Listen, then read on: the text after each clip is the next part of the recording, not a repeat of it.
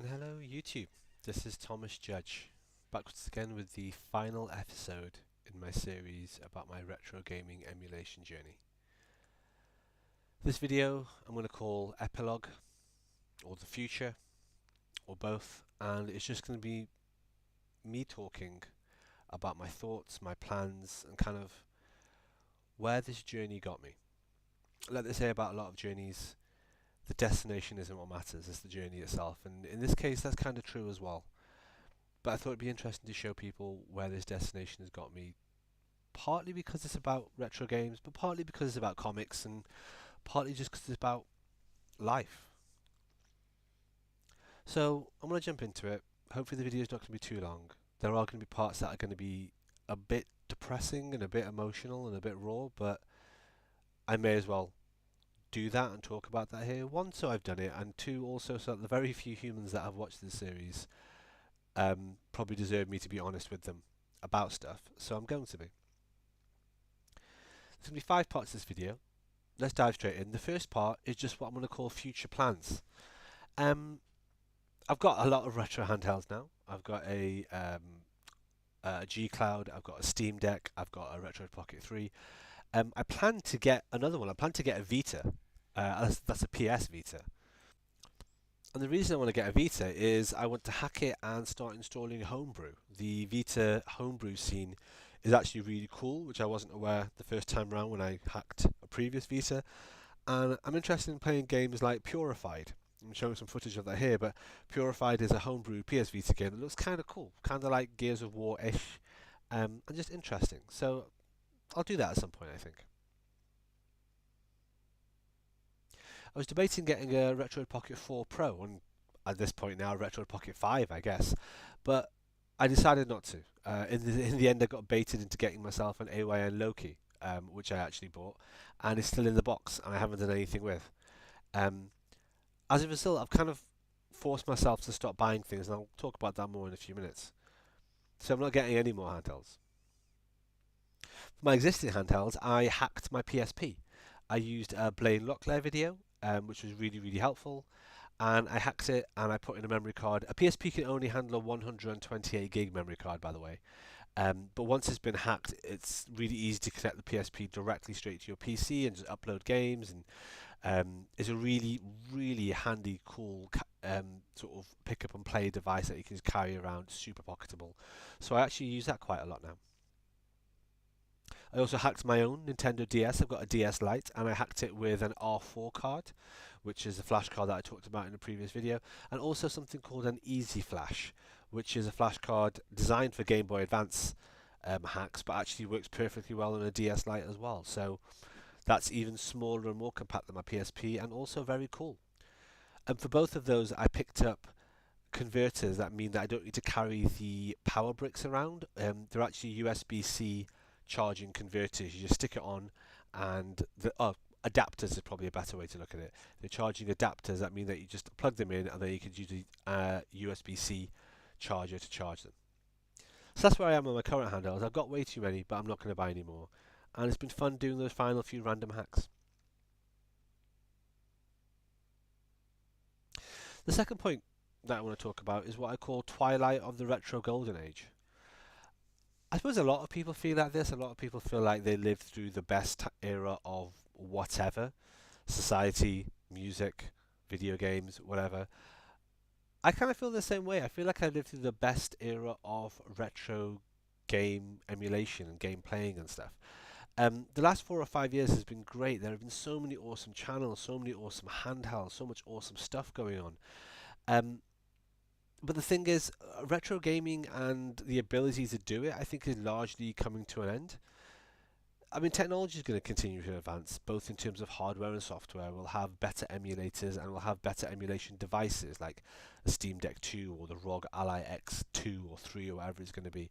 There's going to be a time that I'll be able to emulate PS3 ROMs literally on a super thin tablet-esque device that fits in my pocket and it's got zero battery profile, and it will look much smaller, much lighter, much easier than a Steam Deck, and it'll still be way more powerful. Sure, that'll be the case in 5, 10, 15 years time. But one thing to keep in mind is that the laws around retro gaming are actually tightening. The hardware and software might be advancing, but actually the truth is, ROM sites online are disappearing. The Internet Archive is almost fully locked down. Nintendo is going fucking crazy and suing everyone. Retro gaming as a pastime, buying actual physical retro media, original hardware, original software, is getting media coverage. Illegal plug and play emulators, like the ones I talked about earlier on in the series, are full of illegal ROMs and they're getting sold everywhere from Amazon to eBay to actual physical video game conventions. I've gone to game conventions and seen vendors selling boxes full of hacked, like small landscape form factor kind of retro handhelds. There's something a little bit like Retro Pocket 2s, but even cheaper and nastier, just packed with illegal ROMs. No wonder Nintendo's suing everyone. No wonder the ROM sites are going down. Even though technology is continuing to advance, and as I say, that's both in hardware and software, actually, we're pretty much getting to the point it's getting really hard for people to join the hobby. If you join the hobby now and you're trying to track down PS2 ROMs or PS1 ROMs, it's actually really, really tricky. The Internet Archive isn't around anymore. It's difficult to do this, and it's difficult to even find like pure emulators now. Yuzu went down, Ryujinx went down, Nintendo's on the warpath. I honestly think that I timed it really well, purely out of luck. But I've got a great ROM collection, a great emulator collection. I've got all the BIOS and all the skills and all the things that I needed to learn to do this, and I'm happy with that. That takes me on to the third point, which is it's hard not to be aware of the ongoing or imminent death of the video games industry. I know that sounds really grandiose and really dramatic. I mean, this is the perfect clickbait sort of title, isn't it? The death of the industry. But I genuinely mean it. And I don't mean it in the sense of people often talk about E.T. and Atari, the video game crash of the late 80s. I'm not talking about anything like that. I'm talking about a genuine end to the video game industry. I'm not sure if we're there quite yet, but it's starting to look very plausible. With companies like EA getting bought out by Saudi Arabia, with the rise of groups like Embracer and Tencent that are buying up every IP you can think of, from Tomb Raider to God knows what else, everything is all coming under massive mega corporate umbrellas. Xbox is making ridiculous mistake after ridiculous mistake, and it's all in service of the same thing. Everyone is in service of the mighty dollar, and the thing is, everyone, at least in the video games industry, the people at the top aren't gamers. Actual game developers, the passionate people, they're all being laid off. Video game layoffs in the industry have been at a high, or seem to have been a high, month on month, year after year, for the last 2 or 3 years. They're getting replaced by AI, and that's causing a massive glut of AI slop. Churned out video games using recycled assets, badly written with AI scripts and AI models, and it's all just garbage. And there's so much of it. I mean, the Nintendo Switch online store is a perfect example of it, but actually all the online stores now are just getting drowned and drowned in AI produced absolute garbage. And the problem is the actual decent companies, the decent um, sort of game developers, game development companies, and all these people, they're laying off the humans. They're laying off the people that make excellent games. Truly powerful, singular, creative single-player narratives are becoming increasingly rare. Tied to that is the ridiculous cost of it and the ridiculous gaming practices. $80 games, £80 games? Come on, give me a fucking break. Nintendo Switch 2 and how much it costs with this bullshit backward compatibility approach? What the fuck is a Nintendo Switch game card? What's going on with the Xbox handheld? Why is the PS5 Pro so goddamn expensive and doesn't even have a disk drive? Is the PS6 even going to be a decent power increase over the PS5? I can barely tell the difference between PS5 games and PS4 games. The industry is both plateauing and dying. It's kind of hemorrhaging talent and filling itself up to the brim with AI generated, poorly thought out slop. It's just ridiculous. I'm not going to get a Nintendo Switch 2. In fact, I'm not going to buy any more consoles ever. I have my full console setup. I have a Nintendo Switch. I have my PS3. I have a PS5 that plays my PS4 games. I have an Xbox Series X with all the backward compatibility that involves. I have my Steam Deck. I have my various Batacera builds. I'm good. I've got hundreds of games. I mean, including my retro games, I've got literally thousands of games. So I'm doing okay. I I'm not going to be buying anything new. I have been tempted, don't get me wrong. Fast Fusion looks amazing. I'm a huge anti-gravity racing fan, and I'm sorely tempted to get a Nintendo Switch 2 for Fast Fusion. But actually, I haven't even completely completed Fast RMX. Or actually, prior to that, I haven't actually fully completed Fast Neo Racing on the Wii U. In fact, I've barely started Fast Racing on the Wii. So why would I buy a console that I don't currently have to buy the fourth game in a franchise where I don't really feel like I've finished scratching the surface of the preceding three games in that franchise? What am I doing it for?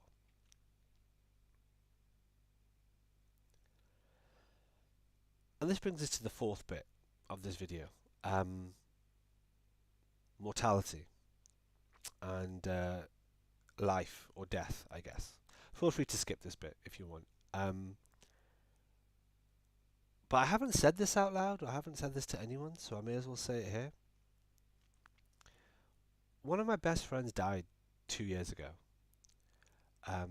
He was my age, just a year or two older, actually, and it was completely unexpected. He was in totally fine health, and then he died. I went to his funeral.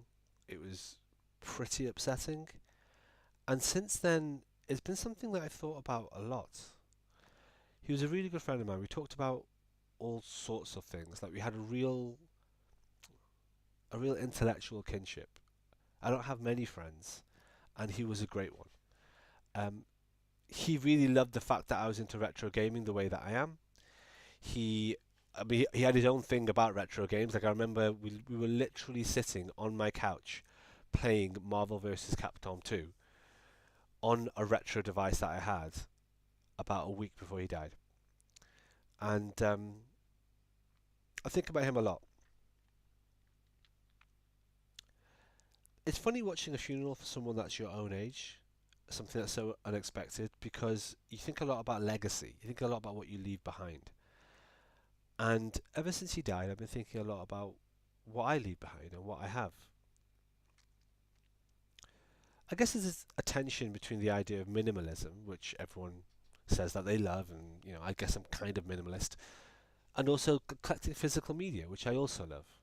I've got a huge comic collection. I've got a huge video game collection. Um, and I guess more over the last couple of years, I keep on thinking like, what is it for?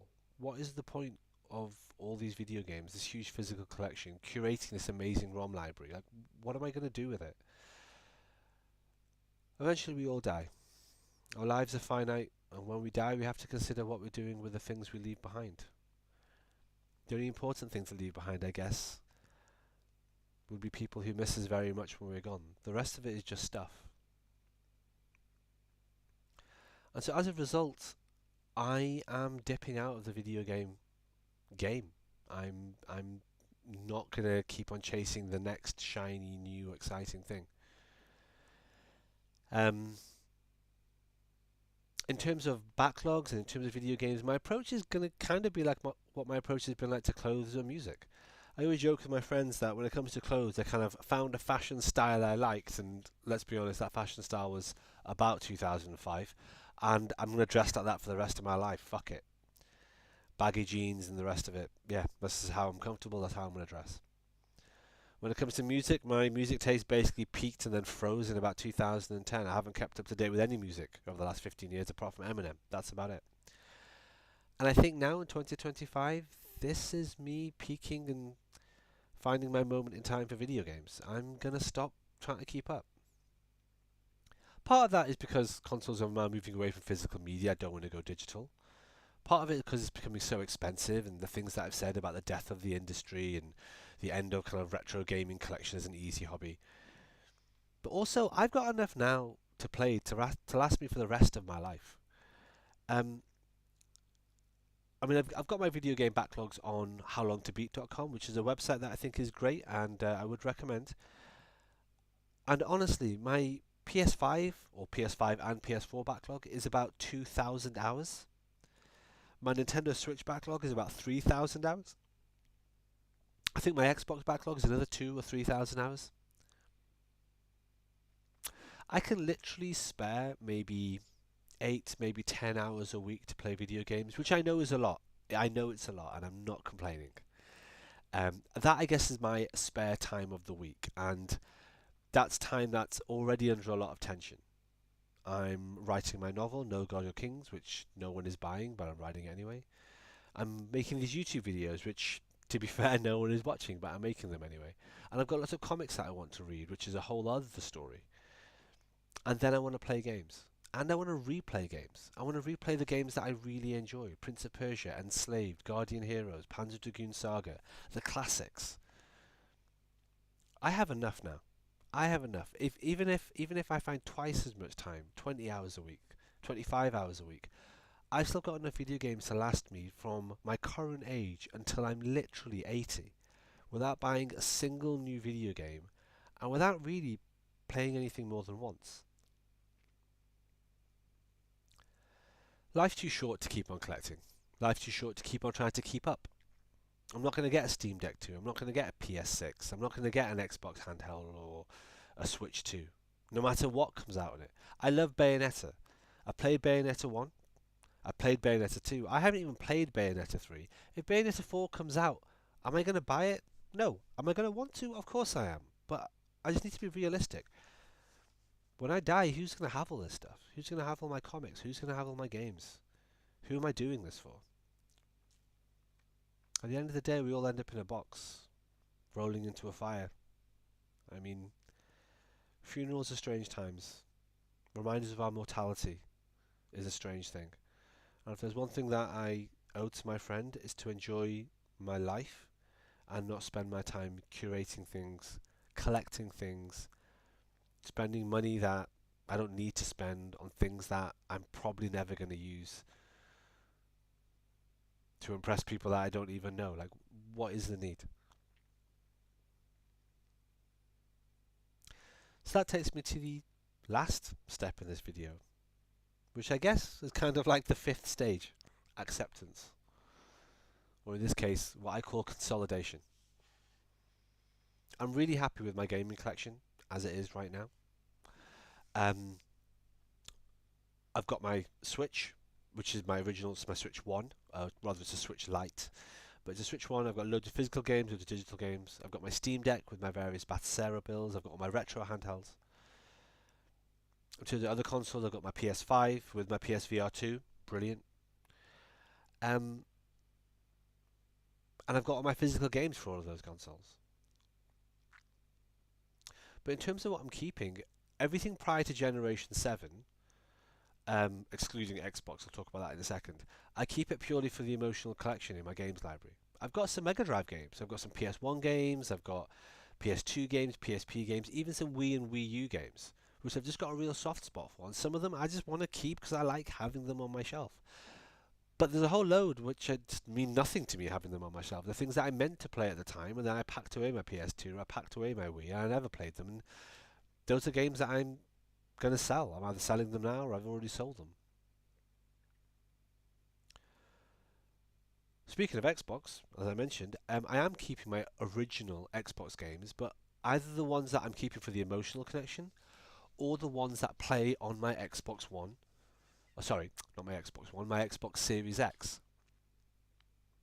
I'll talk about that more in a second, but I'm also keeping all my Xbox 360 games that play on my Series X. I'm also keeping all my PS3 games, or rather all the ones that aren't available on the Xbox Series X through backward compatibility, or haven't been rebuilt or re-released on the PS4. I did 2 cool things recently as part of this consolidation phase, sort of tidying up and making my collection kind of a concrete thing. The first was I got my PS3 which was a 12 gigabyte super slim PS3, and I took it apart and I added in a 1 terabyte SSD. It was awesome. I followed some guides online, specifically from a channel called Mystic, and it was great. I set that up. It was impossible to set it up with its own retro account. I wanted to set it up with something called like Thomas Judge Retro, but PSN IDs simply don't allow that because I guess they don't want people to set up new accounts on PS3s anymore. So I had to link it to my main, my PS4, PS5 account, which had its own benefits. It allowed me to access my old purchases. And then what I did is I put in every single PS3 game that I own, and I own about 90 on disc, and I put them in and I downloaded all the patches and I installed everything to the hard drive, and then I bought every single bit of DLC that was available in the PlayStation Store for every single game and I installed them all one by one. With the DLC, by the way, make sure the DLC is for the exact disc edition number that you have. Sometimes there's DLCs available for like the European version of the game versus the American version of the game. Just keep an eye on that when you're doing this. But yeah, so my PS3 went from being a super slim to what I call a super duper slim, and I filled up 600 gig of the SSD over the course of a month with installations, updates, patches, DLC, and PSN unique games that weren't available anywhere else.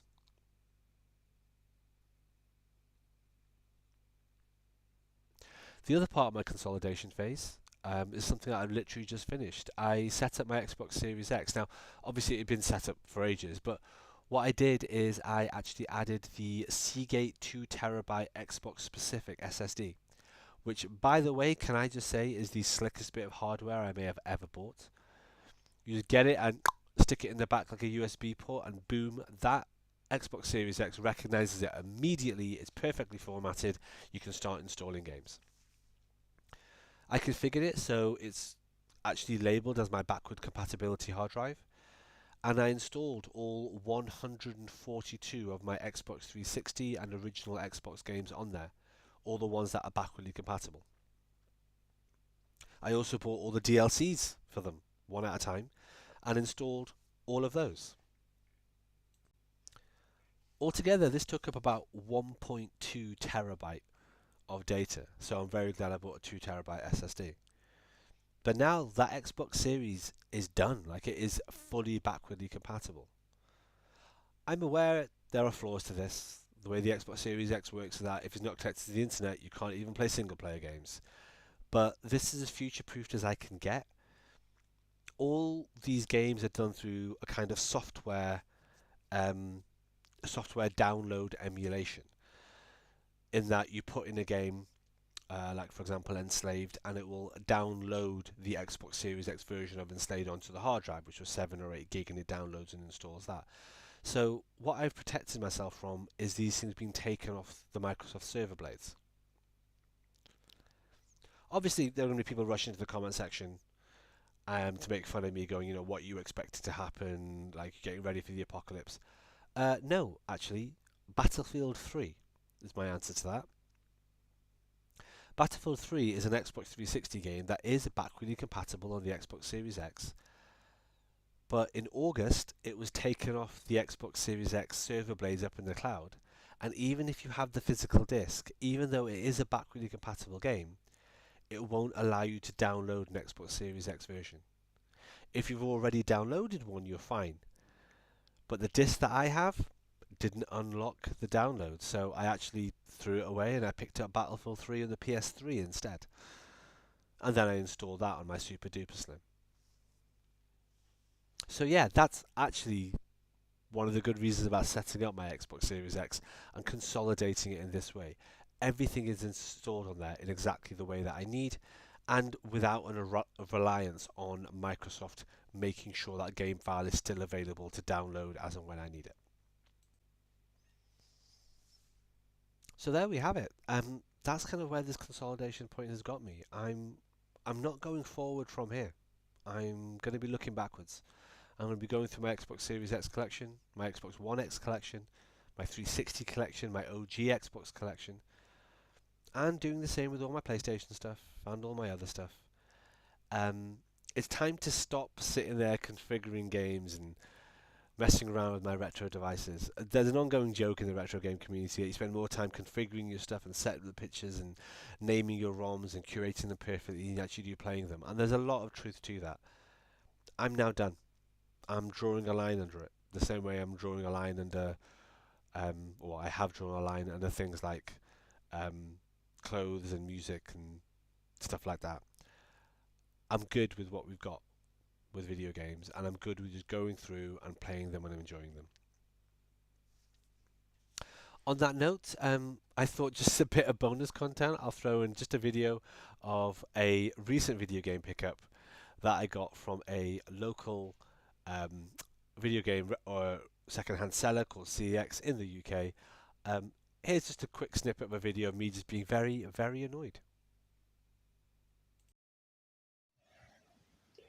So I'm filming this to kind of highlight probably what I'm saying in the video surrounding this, which is that the secondhand store CEX in the UK is an absolute abomination. I bought this yesterday and I'm just so angry about it.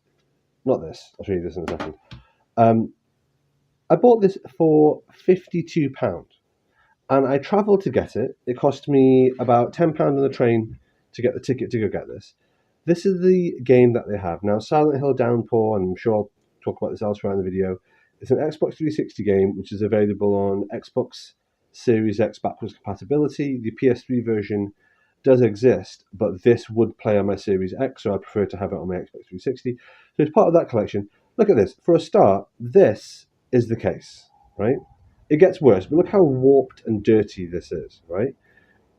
Then if you go into it, fine, it's got a manual, notably. You can't tell, but this manual it just feels grimy. Like it just feels grimy. I'm going to give it a wipe down later, but I don't know if you can hear this. It probably sounds normal, but trust me, it feels grimy. And it's noticeable because the back feels quite normal. This is quite slick and normal gloss. This feels like it's just been, I don't know, it just feels like it's just grim and dirty. Let's get into the case. The game isn't in here. You'll see why in a second. So the case here, you'll notice, firstly, it's fucking broken. And secondly, it has mold on the inside of the slipcase, of the sleeve rather. Right? The fact that this is broken is just, look at that. Right? Now, if you turn it over, as I'm going to do, what that has meant is that it's actually ripped the box art. The box art has been ripped by whatever this was. And so not only is this a weird, grubby, slightly warped cover, it's actually been smashed in to the point that this has ripped the box art, it's come through, and this is now sort of splintering away. Now, I got home, found the disc, and the disc itself, grubby as hell, so I cleaned that up. But I'm not keeping the disc in here, simply because I don't trust it with this, even whilst I'm waiting to get a new case. So, I'll move this out of the way. This is just a spare case that I have, which I'm going to throw away. But long story short, the disc is in here. I spent quite some time cleaning this. To say it was dirty originally is an absolute understatement. Like, this was just an abomination. But it is now clean. It is now nice. It's in an empty case that I have.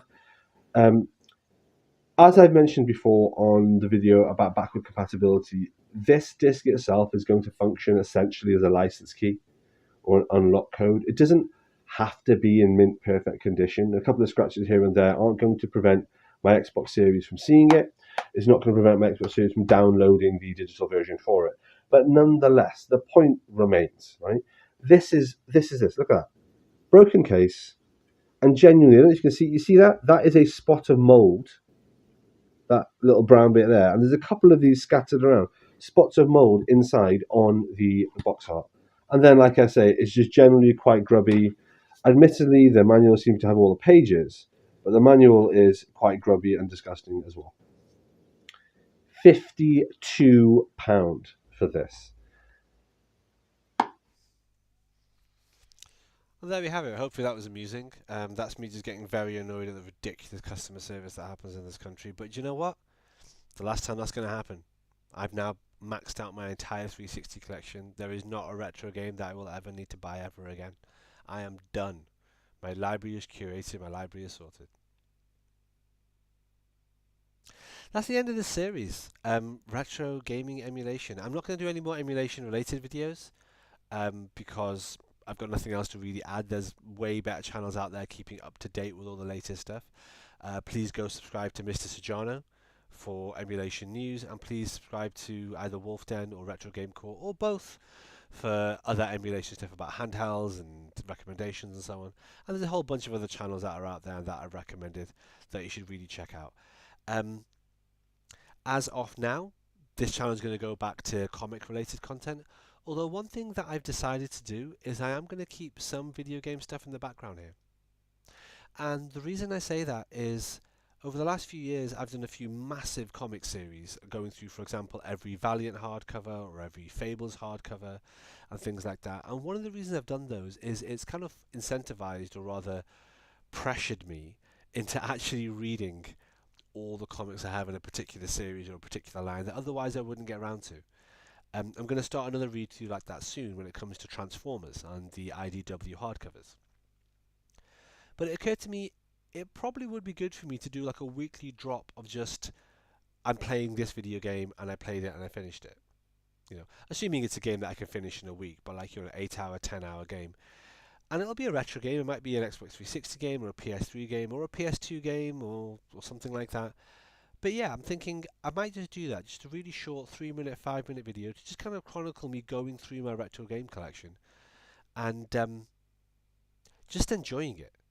Because it's not about keeping up. It's not about chasing the newest, shiniest thing. I just want to enjoy life. So I'm going to do that as an ongoing thing to this channel, I think. Hopefully like a weekly drop model, keep the channel ticking over. It'll kind of prevent these long stagnant periods of several months where I just don't put out any content. In addition, I think I'd probably quite enjoy just doing an overview of my collection, my video game collection. I do library tours about once a year of the library I've got in my house, and that's mainly comic and statue related. But I think I'm going to do a few more videos just talking through my video game collection in a lot of detail, what games I have and why I have them, or why I have them on particular generations or bits of hardware in terms of what's backwardly compatible or not. So yeah, I'm going to do those. If you're interested, then subscribe if you want to watch those. That's totally up to you. But the majority of the content here is going to go back into more of a comic related vein. Um, Thanks for listening, human listeners, human viewers. I'm hoping you watched this episode very much like a podcast.